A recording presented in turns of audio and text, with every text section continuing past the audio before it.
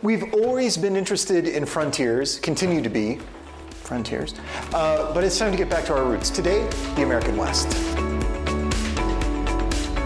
For a lot of people, when we talk about exploration, the age of exploration, the American West, a lot of things are going to start sometime around here, where we're still at a very cryptic understanding of what was going on in North America, and maybe California is being shown as an island. But for us, a lot of what we're interested in, because of where we are, tends to go back to Pike and Long and Lewis and Clark. Fine instance would be Carey and Lee from 1825, utilizing Long's information. Great thing that was brought up by the great Rob Smith, book and map dealer, was he said, one of the things that's overlooked is that this is actually an introductory geological map for the West, which most people hadn't thought about before. But lo and behold, he's marking limestone, he's marking extent of other strata. So we're getting an early understanding of what the West is made of. Next up would be Van der Meulen, 1827. Gets us right up to the Front Range, so Long's Peak, Pike's Peak is shown, but gets us from Oklahoma, Kansas, some of Nebraska, and works us through the top of the Texas Panhandle out to the Front Range. There are other things along the line that are important. The Groomdragoons map by Steen and Dodge. This was initially printed in 1836. This is an 1861 edition, which was done for the American State Papers. Downsized a little bit, but a great thing for showing where tribal placement was at the time. This is important, not much to look at, but it's a key thing. Simple map with a devastating story, because this is the KansasNebraska Act realized. This is the first time that we see a layout for what would be the reversal of the Missouri Compromise and the two new territories of Kansas and Nebraska. Unfortunately, it's also going to include settler sovereignty of being able to decide whether they want slaves or not. And this is where we introduce the whole subject of bloody Kansas and the wars that are going to come. So simple beginnings, huge impact. 1852, Copperthwaite gives us the Western Territories, which is nice, with a huge Missouri territory. A rare thing from an uncommon set, Rogers and Johnson, published in 1857.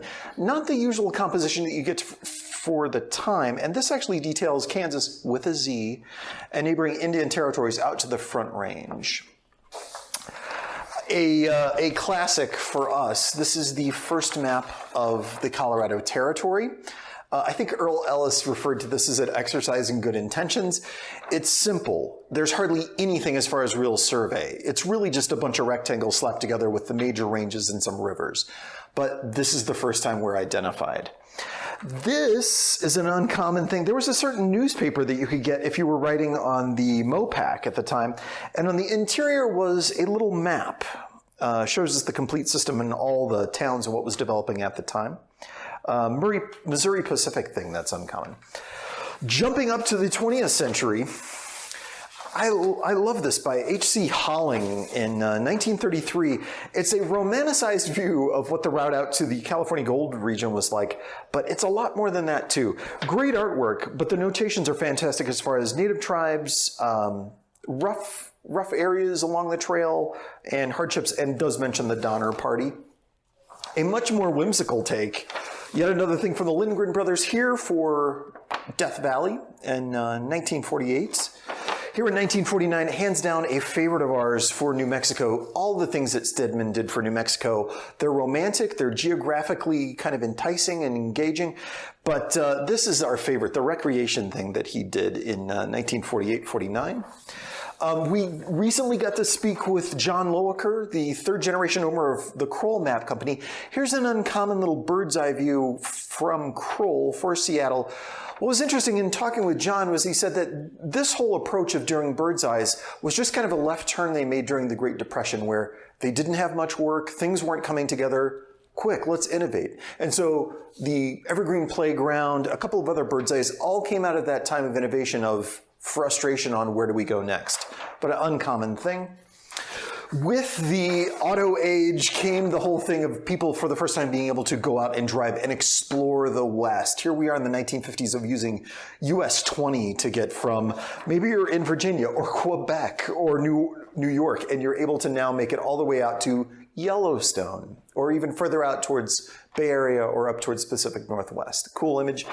Last but not least, Gene Holton in 1968 had a whole different take on pictorial maps. As we always say, this is where we turned a corner. All of a sudden, it's not hype and the mythical wonders and beauty of your city. All of a sudden, it's the down and dirty, gentrified, reconstructed, urbanized LA.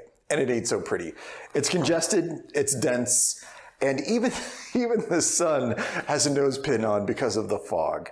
So that's a quick overview for things. There'll be more listed on the website. Please feel free to contact us if you have questions. We'll catch you next time.